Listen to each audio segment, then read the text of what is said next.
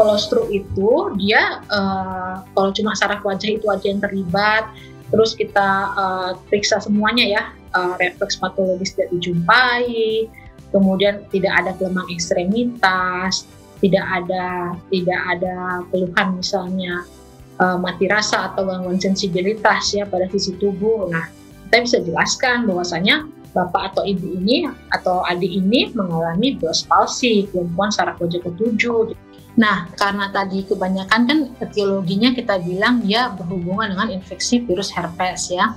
Jadi terapi juga biasa kita sertakan pengobatan antivirus ya. Paling sering kita pakai acyclovir untuk orang dewasa.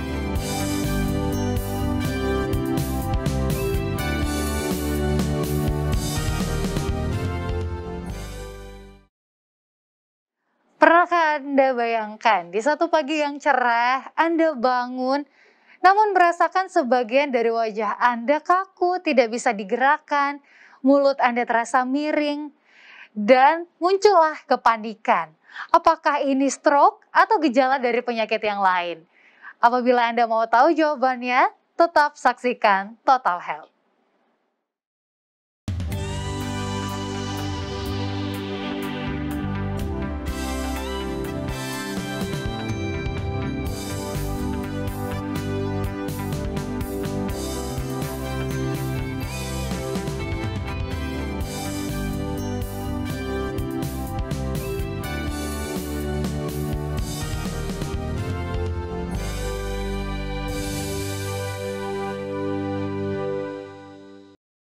Shalom pemirsa Hope Channel Indonesia, senang sekali kita bisa kembali bertemu di program Total Health, hidup sehat, pilihan Anda. Dan di sini di episode kali ini kita akan kembali membahas satu topik yang sangat menarik. Iya, menarik banget nih. Bersama dengan Gaby di sini. Dan saya Daryl Togas. Kita akan membahas tentang Bell's palsy. Wow. Nah, ini mungkin dari namanya agak keren ya. Agak keren, tapi penyakitnya bagaimana nih? Nah, itu dia. Yeah. Mungkin banyak yang belum familiar. Kalau Kak Deto udah familiar belum? Saya familiarnya di pelajaran aja sih. Sering mendengar, tapi waktu di klinik jarang sekali saya menemukan akan jarang pasien. Sekali kasus, kalau stroke seperti ini ya. Biasanya banyak karena mereka berpikir hampir-hampir sama kayak stroke itu ciri-cirinya. Nah, untuk itu supaya kita tidak bingung apa sih penyakit Bell's palsy ini sama atau beda dengan stroke, kita sudah kehadiran seorang ahli yaitu Dr. Laura Siagian, spesialis saraf dari Rumah Sakit Advent Medan. Halo dokter. Halo Gaby. Gimana kabarnya dokter? Sehat? Sehat, puji Tuhan sehat ya. Puji Tuhan. Amin. Nah, dokter, ini episode kali ini topiknya sangat menarik ya. Pribadi untuk saya ini menarik karena jarang sekali kita bahas. Tapi belakangan ini dok, di lingkungan anak muda, ada salah satu sosial media memperlihatkan bahwa keadaan seperti ini ada, Bell's palsy ini ada, dan sering juga terjadi di usia-usia anak muda. Nah, kita mau tahu dulu nih dok, sebelum kita mendengar apa sih Bell's palsy ini, gejala-gejalanya seperti apa, kita mau tahu dulu. Bell's palsy ini kan namanya cukup keren ya dok, Bell's palsy gitu. Nah, sejarahnya seperti apa sih dok, dan dokter bisa jelaskan sedikit tentang penyakit ini? Boleh ya, ini langsung tunjukkan tampilkan slide-nya ya? Silakan dok. Oke, boleh. Jadi Bell's palsy ini, coba slide-nya ditampilkan, slide-nya. Ya, ini dinamakan Bell's palsy karena ditemukan oleh Sir Charles Bell, makanya dibilangnya Bell's palsy. Palsy itu sendiri kelemahan ya. Jadi ini dia definisinya sendiri merupakan kelumpuhan ya, kelumpuhan saraf perifer dari saraf ketujuh, saraf facialis yang bersifat akut ya. Dan ini penyebabnya sendiri tidak bisa kita bilang pasti apa, jadi kita bilang dia idiopatik. Nah, idiopatik, walaupun nanti akan kita jelaskan etiologinya paling sering apa begitu ya. Cuman di sini dikatakan penyebabnya idiopatik. Jadi kelumpuhan saraf wajah dari nervus facialis yang secara akut, yang penyebabnya itu tidak kita ketahui secara pasti atau kita bilang idiopatik. Ayo berikutnya slide-nya. Nah, ini anatominya. Jadi nervus ke-7 itu dia mensarafi apa saja. Jadi dia mensarafi wajah ya, dari dahi ya, dari pipi, ini ya kelopak mata, kemudian ini ya pipi ya, pipi wajah ke bawah ini ya. Nah, kemudian dia juga mensarafi kelenjar air mata. Nah, kadang dia mensarafi juga ke bagian pendengaran. Terus kemudian juga mensarafi 2/3 depan lidah. Jadi pengecapan juga itu akan banyak dikeluhkan oleh penderita Bell's palsy. Next. Nah, epidemiologinya ini untuk semua umur ya, cukup banyak ya. Jadi usia muda, usia tua itu ya nggak ada pandang bulu, bisa terjadi pada siapa saja.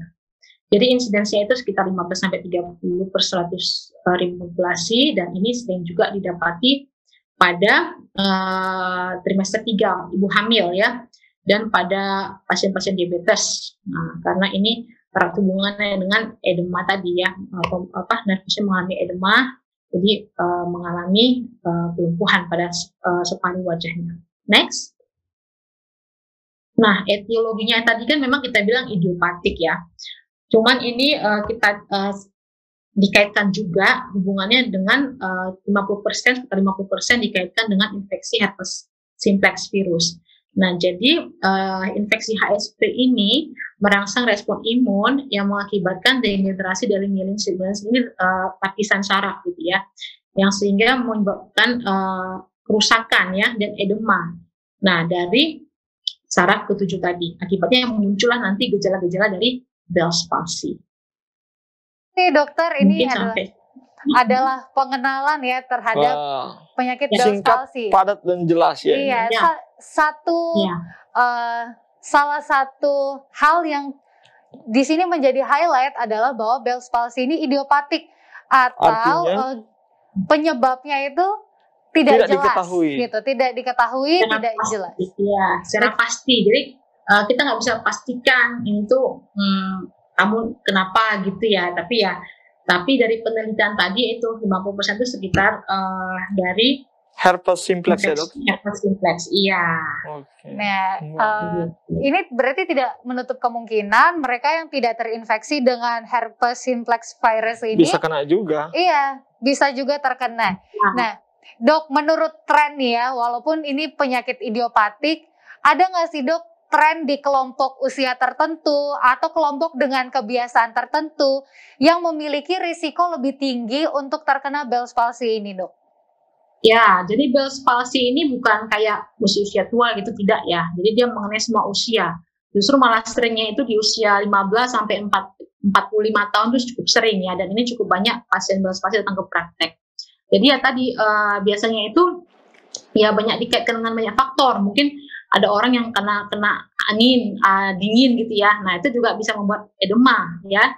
Jadi mengalami Bell's palsy itu tadi, atau mungkin yang tadi kasus-kasus seperti orang diabetes dan orang hamil ya, yang ibu hamil yang trimester akhir itu kan bengkak semua ya kan. Jadi mengalami juga tadi terjadi kejadian kelumpuhan dari saraf ke-7-nya gitu.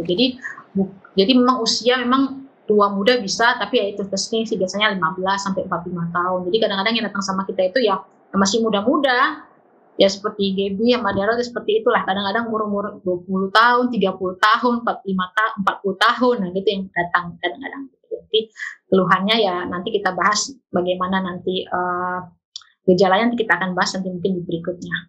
Nah, itulah kurang lebih ya. Nah, jadi kalau tadi dok, secara anatomi dia itu memang menyerang kebanyakan di bagian wajah ya dok. Dan itu salah satu wajah ya dok? Ya, satu sisi biasanya. Satu sisi sebelah maksudnya? kanan atau sebelah kiri gitu. Iya, iya. Bagaimana dengan ekstremitas itu tidak atau bagian tubuh, lengan atau gerak tubuh yang lain, apakah berdampak juga atau enggak dok? Tidak, nanti itu kita jelaskan nanti kenapa. Itu yang bisa kita bedakan dia ini kena stroke atau enggak. Jadi kalau Bell's palsy hanya murni saraf itu tadi, karena dia kan hanya mensarafi otot wajah tadi ya, pengecapan tadi kan, kelenjar lakrimal gitu. Tapi kalau untuk ekstremitas, tangan atau kaki, nah itu tidak terlibat. Jadi kalau ada kelumpuhan wajah tapi disertai misalnya ekstremitasnya separuh mungkin lumpuh atau separuh mungkin terasa mati rasa, nah itu kita pikirkan penyakit yang lain gitu. Mungkin bukan Bell's palsy. Oke. Jadi ini apa? Kalau kita bisa simpulkan penyakit Bell's palsy ini seringkali gejalanya tidak diketahui dan dadakan ya dok ya, sering terjadi dadakan. Ya kadang-kadang mungkin pasien mengeluhnya begini, mungkin nggak langsung mencong habis gitu ya, nggak ya mungkin, atau mungkin tidak langsung kelopak matanya tidak bisa ditutup, mungkin keluhannya awalnya mungkin dia kaku gitu kan, kaku dibiarin gitu dia, baru besoknya mungkin baru kelihatan ini sudut mulutnya kok narik sebelah, yang satu jatuh gitu kan. Ada juga sih yang memang langsung dia keluhannya kelopak matanya nggak bisa ditutup, tiba-tiba mulutnya kayak miring gitu. Ada juga yang dia pertamanya dia hanya mungkin dia nggak terlalu aware, dia hanya bilang kemarin tuh hanya seperti kaku gitu, tapi ini kok jadi miring begitu. Jadi ada perkembangan gejala juga ya dok ya nanti yang dirasakan. Kayak sebelumnya cuma kaku, tiba-tiba besoknya jadi miring. Ada berkembang lagi. Nah, kita akan bahas ini jauh lebih dalam. Benar banget. Tentang gejala klinisnya seperti apa sih? Gejala klinisnya apa saja yang menderita Bell's palsy ini? Betul sekali. Dan tadi dokter juga sudah janji nih mau kasih tahu apa sih bedanya sama stroke, karena sering sekali salah artikan ini. Benar banget. Karena stroke. Untuk itu pemirsa jangan kemana-mana, tetap di program Total Health.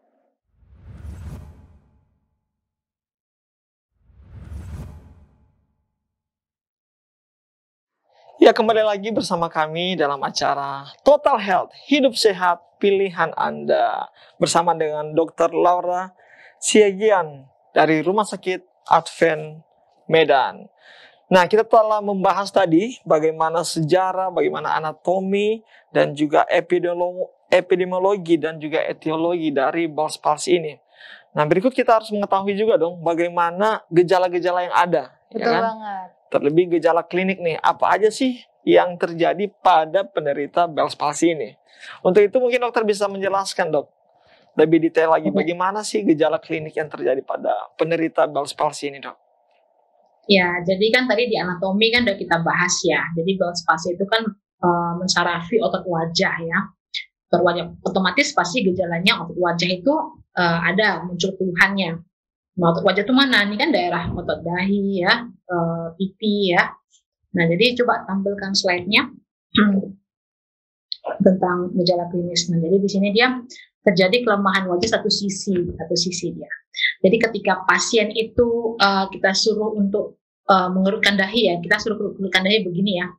Nah, itu nanti dia sisi yang lumpuh, sisi yang terkena Bell's palsy itu hilang kerutan dahinya. Jadi dia satu ngangkat, satu nggak ngangkat. Nah, gitu dia. Kemudian saat pasien itu kita suruh untuk tutup mata, jadi yang satu bisa menutup dengan sempurna, yang satu lagi tidak dapat menutup dengan sempurna, gitu dia. Kemudian karena satu kalau kita disuruh pasien itu untuk senyum ya, begini senyum kan, nah ini kan dua-dua harusnya narik ya. Nah dia nanti pada saat Bell's palsy yang satu ini narik, yang satu ini nggak bisa narik, dia jatuh nih. Jadi dia akan miring ya mulutnya begitu. Otomatis karena yang sisi sini misalnya lumpuh, dia akan sulit untuk makan gitu kan, susah dia untuk makan. Karena kan kalau kita makan kan dua-dua ya, enggak ini sama ya. Dan kalau ini dia pada kasus Bell's palsy sebelah wajah lumpuh, otomatis nanti makanan dikumpulkan ke sisi yang sehat jadinya ya. Karena yang di sini nanti susah dia untuk mendorong makanannya ke belakang gitu. Nah, kemudian karena tadi juga di anatomi dia mensarafi 2/3 depan lidah ya, ini kan ada rasa manis, asin, itu kan di 2/3 depan lidah itu kan, nah, otomatis nanti dia mengeluh, kalau makan kok rasanya nggak ada rasa ya dok ya gitu. Nah, itu dia. Coba slide berikutnya. Ini ada gambarnya ya, ini kita bisa lihat. Nah, jadi di sini ada yang perut kening tadi ya, seperti saya jelaskan. Jadi dia karena tadi kenapa perut kening gejalanya dok? Ya itu tadi, karena tadi anatomi saraf fasial sudah kita jelaskan ya, dia mensarafi otot wajah. Selain otot wajah juga kelenjar lakrimal. Nah, kelenjar lakrimal. Jadi kadang-kadang pasien itu kadang matanya berair atau mungkin kering gitu, kadang seperti itu. Kemudian dia matanya itu agak sulit untuk ditutup rapat seperti itu ya. Kemudian tadi karena dia melewati juga auditori kanal ya untuk pendengaran, jadi kadang-kadang mengalami hiperakusis ya, misalnya tidak nyaman juga. Nah itulah gejala-gejala yang muncul yang sering dikeluhkan oleh pasien. Tapi sih biasa pasien itu dia kadang paniknya itu karena keluhannya mulutnya mencong gitu kan, jadi dia kira dia stroke. Nah dok, menurut saya ini mencong, saya ini stroke nggak sih gitu. Jadi kadang-kadang pasien juga ada juga yang datangnya itu sangat terlambat datangnya. Kenapa? Karena dia kira dirinya stroke, jadi dia takut gitu kan. Jadi dibiarkan berlama-lama. Nah itu ya nantinya akan memperlambat proses penyembuhan. Jadi dia juga sering datang gitu, keluhannya dok ini mulutnya mencong, saya stroke nggak ya? Nah kita bilang kalau stroke itu dia kalau cuma saraf wajah itu aja yang terlibat, terus kita periksa semuanya ya, refleks patologis tidak dijumpai, kemudian tidak ada kelemahan ekstremitas, tidak ada keluhan misalnya mati rasa atau gangguan sensibilitas ya pada sisi tubuh. Nah kita bisa jelaskan bahwasanya bapak atau ibu ini atau adik ini mengalami Bell's palsy, kelumpuhan saraf wajah ketujuh. Jadi kita bisa tenangkan, hal ini bisa kembali pulih gitu dia, bukan suatu stroke gitu. Karena stroke itu pasti nanti ada gejala yang lainnya, ya seperti kelemahan ekstremitas, gangguan sensibilitas. Setelah kita lakukan pemeriksaan refleks, ya dijumpai mungkin peningkatan refleks fisiologis atau dijumpai adanya refleks patologis dari pemeriksaan yang dokter lakukan gitu. Yang jelasnya dia kita harus setelah kita diagnosa Bell's palsy ini kita harus nanti kita lanjutkan pemberian terapi. Ya, kita anjurkan untuk berikutnya pemberian terapi. Nah, begitu sih kurang lebih mengenai gejala klinisnya. Oke. Dok, di slide yang terakhir dokter tunjukkan itu ada tulisan bahwa gejala yang datangnya ini cukup tiba-tiba itu biasanya terjadi selama beberapa jam dengan maksimal kelemahan pada otot wajah dalam 48 jam. Apakah dalam 48 jam ini apabila tidak ke dokter atau tidak melakukan pencarian penanganan secara medis, ini bisa disembuhkan atau keadaan ini bisa membaik dengan sendirinya? Atau memang harus dalam penanganan dokter? Nah ini nanti kan Bell's palsy ini sendiri sebaiknya memang ya cepat datangnya gitu ya. Tapi kalau masih seminggu atau 2 minggu ya it's okay. Cuma nanti paling penyembuhannya yang agak terlambat. Tapi biasanya kalau sudah sampai 6 bulan lebih dibiarkan, nah itu bisa permanen gejalanya. Gitu dia. Jadi kalau masih terlambat seminggu, pasien juga banyak itu yang datang itu setelah seminggu, 2 minggu itu banyak. Ya kembali seperti semula juga, tapi ya yang tadinya penyembuhannya mungkin seharusnya cepat, jadi dia agak pending, agak lebih lama gitu pada kasus yang lebih terlambat datangnya. Cuman kalau udah sangat terlambat ya, misalnya sudah 6 bulan, udah 1 tahun, ya itu biasanya sih ya permanen, ada gejala sisanya. Ya tidak mungkin ya tidak bisa kembali sempurna lagi lah sisi kedua mulutnya gitu ya. Simetris mungkin tidak simetris seperti normal awalnya begitu. Jadi ya diharapkan memang gitu ada keluhan ya langsung datang, jangan ditahan lama-lama biar sembuhnya juga semakin cepat. Karena ini sembuhnya juga bukan sehari 2 hari, ada prosesnya. Nanti kan kita lanjutkan di terapinya. Nanti ada kita kasih obat, kita anjurkan untuk fisioterapi. Nah itu ada tahapannya, bukan hari ini dikasih obat besok sembuh ya tidak gitu. Jadi pasien juga harus diedukasi gitu. Jangan menganggap nanti bukan obat sekali terus besoknya baik gitu. Jadi kita harus edukasi supaya pasiennya sabar gitu ya. Terus sering untuk latihannya atau untuk massage-nya untuk dirutinkan begitu. Tapi kalaupun datang dia setelah tadi ya seminggu datang juga biasa sih masih oke, kembalinya masih bagus gitu. Asal jangan sampai lebih dari berbulan-bulan lamanya. Nah itu yang takutnya nanti tidak kembali seperti semula lagi gitu.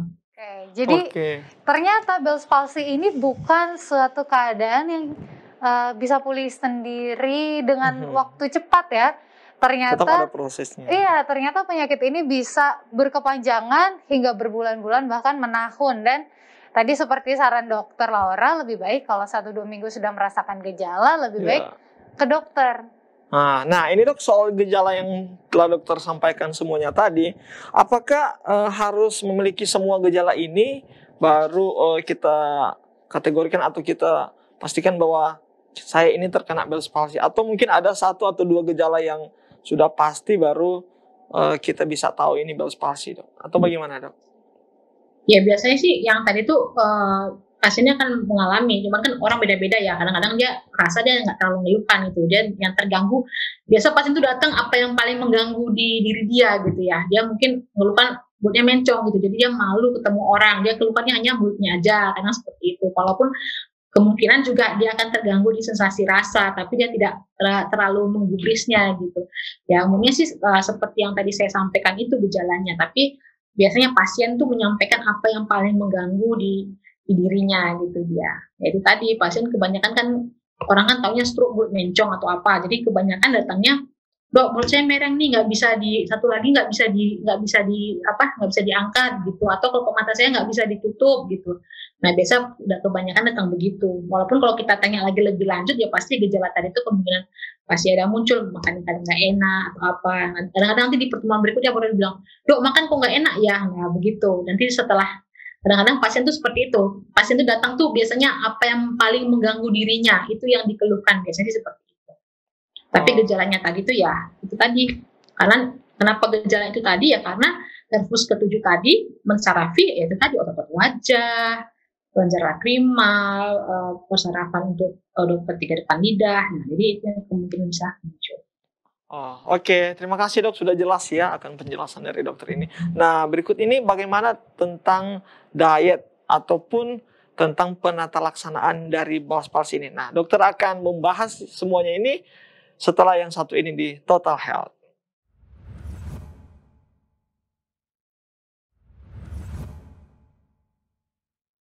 Kita kembali lagi di Total Health dan pada saat ini kita masih sedang membahas tentang Bell's palsy.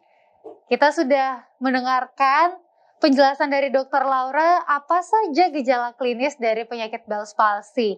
Tentu saja tidak sampai di gejala ya, kita juga mau tahu bagaimana sih seseorang dengan kondisi Bell's palsy ini bisa tetap memenuhi kebutuhan nutrisinya dan bagaimana penata laksanaannya pada pasien Bell's palsy. Nah, silakan pada Dr. Laura untuk menjelaskan lebih lanjut. Oke, kita lanjutkan lagi slide yang tadi ya. Silakan dok. Coba ditampilkan. Nah ini ya, karena tadi kan kita bilang ya kelumpuhan satu wajah. Jadi kan yang satu ini bisa bergerak bebas, yang satu ini enggak ya kan begitu ya. Otomatis makan pasti terganggu. Karena kalau kita makan kan pasti dua-dua dipakai ya otot wajahnya. Nah untuk diet sendiri sebenarnya tidak ada diet yang spesifik gitu. Jadi dia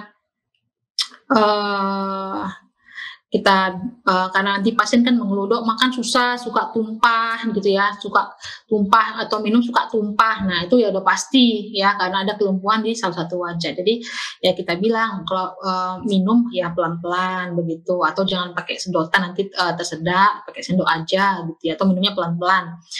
Kemudian kalau makan kunyah di sisi yang sehat. Jadi jangan dimasukin banyak-banyak, nanti terkumpul di sisi yang sakit, nanti numpuk di situ gitu ya. Jadi makanya ya sendoknya pelan-pelan lah ya, pelan-pelan, terus kemudian kunyah pelan di sisi yang sehat, begitu ya. Jadi dia tidak menumpuk. Nah sebenarnya sih diet tidak ada yang spesifik ya, tidak mesti diet kubur atau diet yang seperti apa gitu, tidak ada seperti biasa, karena memang Bell's palsy ini ya bukan suatu penyakit yang kayak misalnya bukan orang yang tidak sadar atau bagaimana gitu kan, tidak ya. Jadi makannya biasa, cuman ya dianjurkan untuk lebih pelan-pelan supaya tidak terkumpul ke sisi pelan-pelan dan diarahkan ke sisi yang sehat gitu. Minum juga pelan-pelan dan jangan sampai netes tumpah begitu. Oke, berikutnya. Nah, jadi penata laksanaannya sendiri, nah ini ya tadi saya bilang ya, sebaiknya memang pasien itu datangnya cepat begitu. Kenapa? Karena kita bisa memberikan obat-obatan seperti kortikosteroid ya, boleh pakai prednison atau methylprednisolone. Jadi kita bisa memberikan dosis yang optimal kepada pasien tersebut, sehingga peradangan ya, inflamasi dari nervus 7 itu cepat teratasi. Nah, kemudian pemberian steroid ini kan kita pakai dosis yang maksimal ya, optimal ya. Nanti kita turunkan secara bertahap, kita tapering off gitu, untuk mengurangi efek sampingnya juga, dan untuk supaya ini tadi untuk pemulihan dari kelumpuhan dari saraf ke-7 tadi. Berikutnya. Nah, karena tadi kebanyakan kan etiologinya kita bilang dia berhubungan dengan infeksi virus herpes ya. Jadi terapi juga biasa kita sertakan pengobatan antivirus ya. Paling sering kita pakai aciclovir untuk orang dewasa. Dosisnya itu sekitar 2000 sampai 40 mg per hari ya. Jadi dibagi dalam 5 kali. Jadi ya bisa kita buat 5 kali 400 mg atau 5 kali 800 mg. Ya 5 kali. Jadi agak ya rutin ya. Kadang pasien itu nanti sebelum dia ke apotek sebaiknya kita jelaskan ada nanti obat kita berikan antiviral begitu ya. Jadi nanti minumnya memang 5 kali Ibu gitu. Jadi jangan takut, ragu. Kadang-kadang pasien disuruh obat minum 5 kali itu dia takutnya orang apotek yang salah begitu. Kadang-kadang mau dikurangi jadi 3 kali gitu. Karena kan kebiasaan obat 3 kali 1 gitu ya. Jadi kita edukasi obat antiviralnya memang untuk 5 kali dalam 1 hari 5 kali pemberian begitu. Jadi dia bisa mengatur jam-jamnya begitu ya. Nah, ini paling sering kita pakai ya aciclovir yang gampang dicari ya. Kemudian kadang kita kasih, kadang matanya juga kering gitu ya, kita kasih artificial tears ya, tetes mata ya.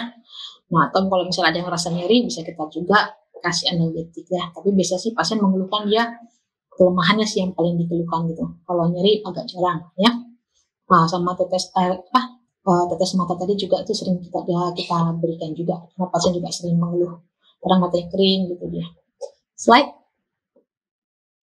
Nah, ini juga penting ya. Jadi pada pasien yang Bell's palsy ini juga kita anjurkan untuk fisioterapi. Nah, di fisioterapi itu nanti dilakukan kompres hangat gitu ya. Kemudian massage ya, atau nanti dilakukan electrical stimulasi dari nervus sarafnya itu. Nanti kita edukasi juga kepada pasien, boleh nanti pada saat di fisioterapi boleh supaya nanti bagian rehabilitasi medik untuk diedukasi pasiennya apa yang harus dilakukan. Biasanya sih nanti kalau setelah minggu pertama pasien dianjurkan untuk kompres hangat gitu ya, pakai handuk hangat itu dikompres, atau mungkin massage ya, massage seperti itu. Jadi biasanya sih kita kerjasama dengan rehabilitasi medik bagian fisioterapi. Nanti pasien mungkin dianjurkan ke bagian fisioterapi, dan nanti mungkin dari dokter rehabilitasi medik akan dijelaskan nanti juga di rumah apa yang mesti dilakukan, kompres hangat kah, nanti apakah untuk massage wajah begitu. Jadi ini sangat penting gitu untuk pemulihan dari Bell's palsy. Kalau ini tidak dilakukan ya sangat bisa memperpanjang masa sembuhnya, yang harusnya cepat sembuhnya jadi lebih lambat begitu. Slide. Nah, prognosanya ya. Sebenarnya ini Bell's palsy ini bukan penyakit yang mengancam jiwa, bukan penyakit yang menakutkan gitu, bukan. Jadi dia bisa sembuh sempurna ya, bisa sembuh sempurna. Jadi nggak perlu takut gitu, dia nggak perlu takut gitu ya. Jadi di sini yang penting kita jelaskan pasien itu sebaiknya datangnya cepat, kita terapi dengan cepat, kita kasih obat cepat, kita fisioterapikan cepat, nah gitu ya. Jadi biasa sih kurang dari 6 bulan tuh biasa udah full recovery, biasanya begitu. Bahkan paling sering sih 3 minggu, kadang tuh udah full recovery dia, udah nggak perlu lagi ke dokter, udah enak banget lah gitu ya, biasanya begitu. Nah tapi kalau yang ya lama datangnya ya pasti recovery-nya akan lebih lama gitu. Nah kalau datangnya udah sangat telat banget, nah itu yang prognosanya nggak enak ya. Biasanya sih ada gejala sisa ya. Efek nggak enaknya tuh bukan yang mengancam jiwa juga, cuman kan jadi nggak cantik lagi lah begitu kan, kayak ada miring gitu, nggak simetris gitu wajahnya. Jadi kadang-kadang pasien jadi kurang percaya diri gitu ya. Kalau dia lama datangnya, lama berobatnya, nah kadang yang wajahnya itu yang tidak simetris itu mungkin bakal jadi permanen. Nah itu yang kadang kalau pasiennya masih muda kan ya apa namanya, mungkin masih ibu-ibu muda gitu kan, dia nggak pede gitu ya, wajahnya asimetris. Nah begitu. Jadi sebenarnya kalau prognosa sendiri cukup baik ya, asal pasiennya itu datangnya cepat ya, kita terapi cepat, kita fisioterapi cepat.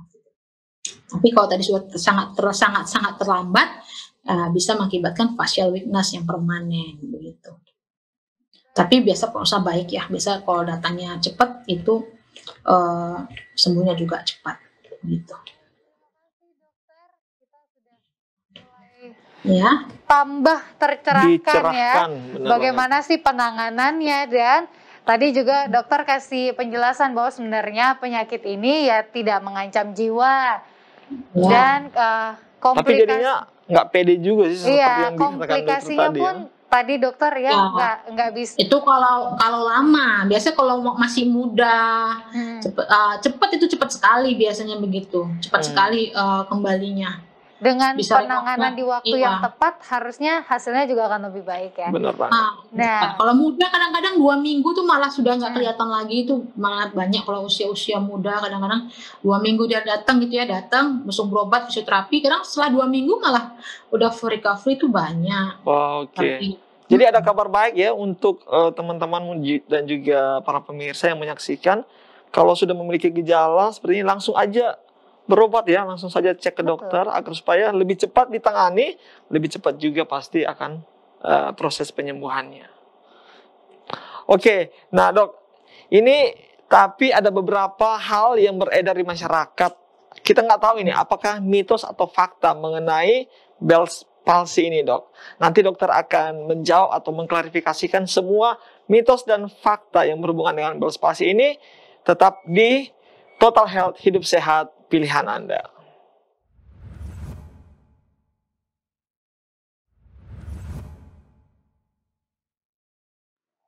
Kita kembali lagi di program Total Health, hidup sehat pilihan Anda. Dan kita masih membahas tentang Bell's palsy. Kita sudah tiba di segmen yang keempat. Nah, di sini kita akan banyak bertanya lebih jauh pada Dokter Laura ya. Apalagi banyak juga mitos-mitos atau mungkin juga fakta yang beredar di masyarakat. Nah, dokter, ada pertanyaan yang muncul nih dok. Tadi kan penata laksananya itu kebanyakan dengan terapi-terapi obat dan fisioterapi. Bagaimana apabila keadaannya seseorang itu tidak mau mengonsumsi obat? Seperti yang tadi dokter katakan, ada juga pasien-pasien yang skeptis kalau harus minum obat 5 kali sehari dan mungkin tidak hanya 1 obat dan dalam waktu yang cukup panjang, atau orang-orang yang tidak bisa menjangkau ke tenaga kesehatan atau dokter yang dapat menyediakan obatan seperti ini. Apakah masih ada terapi-terapi yang sifatnya lebih tradisional tapi masih direkomendasikan untuk menangani Bell's palsy? Untuk terapi sendiri ya, kayak seperti pemberian kortikosteroid itu sebenarnya yang paling penting untuk pada Bell's palsy ini. Jadi ya setidaknya itu jangan di skip gitu, karena itu yang sebagai antiinflamasinya untuk meredakan inflamasi dari nervus ketujuhnya. Nah, selain itu kan kita ini kan untuk yang optimal ya. Jadi pada pasien kita harus bilang optimalnya seperti apa gitu ya. Paling tidak itu kortikosteroid ya. Jadi itu penting untuk antiinflamasi ya. Ini kan tadi akibat dari inflamasi nervus tujuh kan begitu. Sebagai antiinflamasi ya, untuk peradangan edema dari nervus tujuhnya. Jadi itu ya wajib dimakan. Nah, fisioterapi juga penting kan gitu ya. Fisioterapi juga itu juga yang harus dilakukan. Kalau misalnya tidak ada mungkin dia tidak memungkinkan untuk ke rehab medik begitu ya, ya mungkin bisa dilakukan kayak kompres hangat atau mungkin massage wajah sendiri seperti itu. Kalau alternatif yang lain mungkin membantu bisa ya, seperti akupuntur itu juga bisa membantu. Tapi ya kan kita mau optimal ini ya, nanti kan pasien ini kan ingin cepat sembuh sempurna kan gitu. Jadi kita sebaiknya tidak boleh melewatkan salah satunya. Jadi ya pemberian obat iya, fisioterapi juga iya. Kalau mau pasien akupuntur juga boleh ya beberapa untuk terapi sih sebenarnya paling tidak ya itu tadi obat-obatan dan fisioterapi supaya hasilnya optimal begitu. Baik, terima kasih dok. Jadi sebenarnya kemungkinan untuk terapi tradisional masih ada, namun tentu saja yang paling optimal adalah dengan terapi dan penata laksanaan yang sesuai dengan dokter katakan tadi ya, ada dengan farmakologi ya mungkin ya, obat-obatan dan juga terapi dengan medis fisioterapi juga. Atau farmakoterapi dan fisioterapi. Nah, ya dok, ini mitos dan faktanya apa? Ya, nih, meskipun Dok? sudah jelas nih keterangan yang telah disampaikan oleh dokter mengenai Bell's palsy ini, tapi dok kita ingin diyakinkan lagi nih, soalnya ada beberapa mitos atau fakta nih yang dokter harus klarifikasi agar supaya informasinya ini kita terima dengan benar. Yang pertama nih dok, mitos atau fakta penderita darah tinggi rentan terkena Bell's palsy.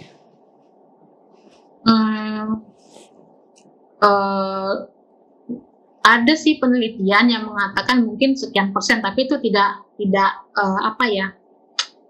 kita bilang rentan ya, karena yang justru lebih rentan tuh kayak tadi saya bilang lebih rentan orang hamil, ibu hamil itu lebih banyak kejadiannya ibu hamil dan penderita diabetes. Walaupun ada juga sih penelitian yang beberapa penelitian yang menghubungkannya juga hipertensi dengan kejadian edema dari nervus 7 gitu.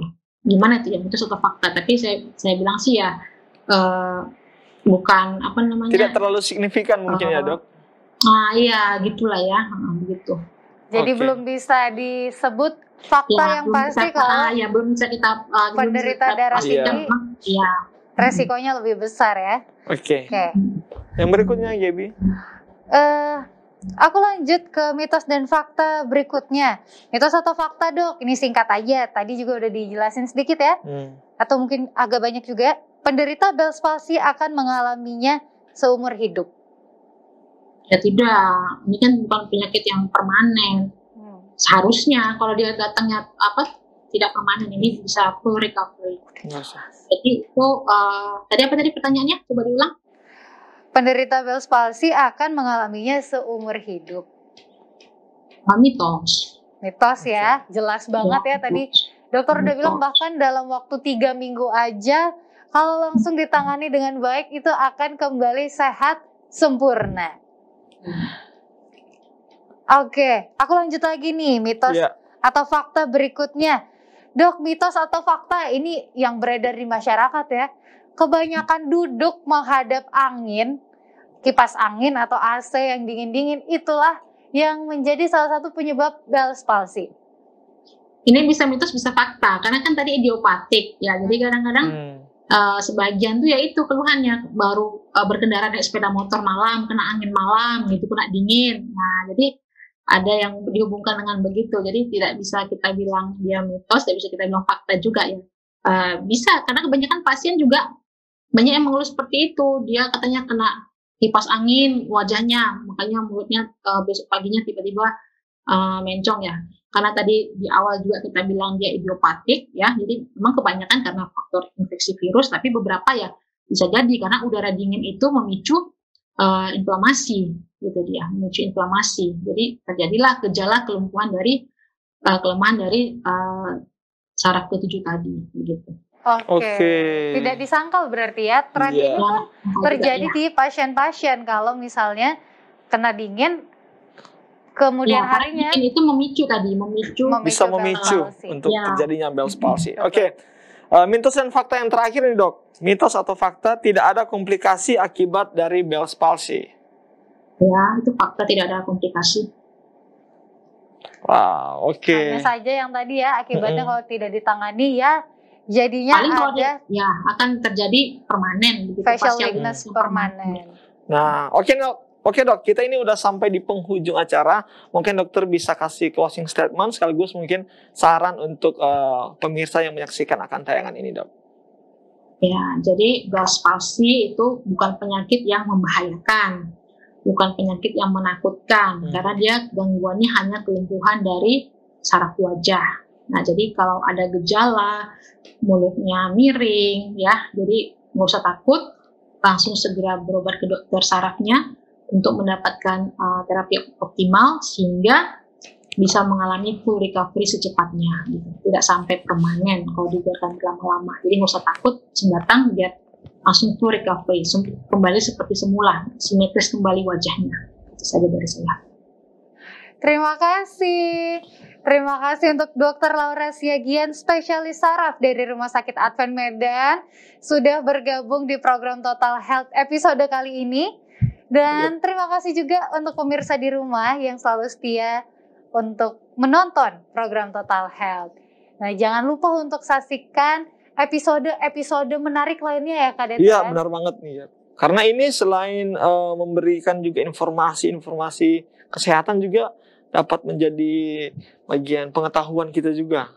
Betul, dan Anda yang sudah menonton tayangan ini, jangan lupa untuk bagikan kepada sanak saudara, benar banget, teman-teman. Karena bisa saja itu menyelamatkan jiwa-jiwa orang-orang informasi ini. lain.